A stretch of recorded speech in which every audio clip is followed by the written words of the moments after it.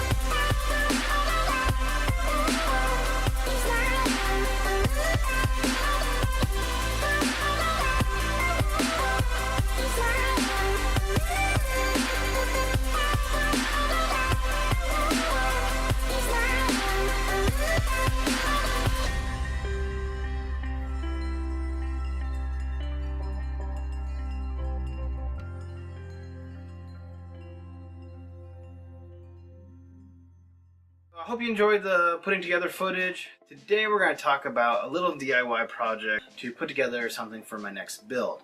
My next build, which I'm not going to go too much into because I'm going to make some other videos on it later, is going to definitely be water cooled, and it's going to be hardline tubing, which will be my first.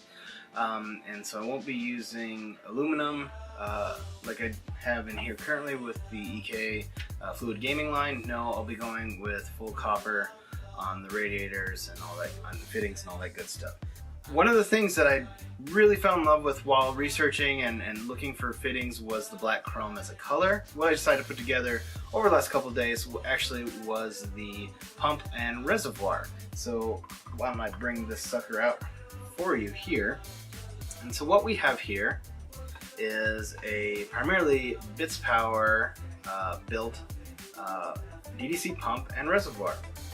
The pump itself is actually EK's DDC pump. This is the original housing. This is nothing really than a plastic shell. Through my research I found that DDC pumps can tend to overheat, and so I took it upon myself to purchase the Bitspower DDC Heatsink. EK also makes this in chrome and black, but as I said, because black chrome is the color that I want to go with for all my fittings, I found that Bitspower actually sells their black sparkle color, which is their version of black chrome. So this consists of roughly 4 parts or 4 purchases. You have the EK pump, as I already mentioned, inside the Bitspower DDC heatsink or heat enclosure, whatever you want to call it. Then on top of that is the Bitspower Magic Cube, and this has the inlet and outlet on the side. The inlet is capped at the moment. And then on top of that is the 150mm upgrade kit. So with that you get a top, you get a base, and then you get the reservoir itself. Actually augmented this already. Originally the top only had the center hole, but because I want an inlet and a fill port, I went ahead and got the Bitspower Z cap, which has 3 holes. Additionally, I also got their Black Sparkle downspout or spout fitting, I don't know what you want to call that. And yeah, so this is it. It's pretty damn lovely. Oh, another thing I wanted to point out is the wiring on the EK pump originally is its, what we got here, black, green, yellow, and blue wires. When you order through Performance PCs, you can pay a little upgrade fee and you can actually get the wiring sleeved. And you can choose from a variety of colors, including different colors for the heat shrink. So you can kind of do, if I wanted to, I could have gone black and white or whatever other colors for that. I will put links to where to purchase these items in the description below. That's all I got for you guys. Let me know what you think about putting together pumps and reservoirs yourself versus, you know, just buying an ready-made all-in-one pump res combo. Do you have a preference? Do you like certain brands over the others? Yeah, I'd really love to hear from you. Thanks for watching, everybody. Like, comment, and subscribe. Share any questions or comments you have down below. I'm Seth, and I'll see you next time in the middle of nowhere.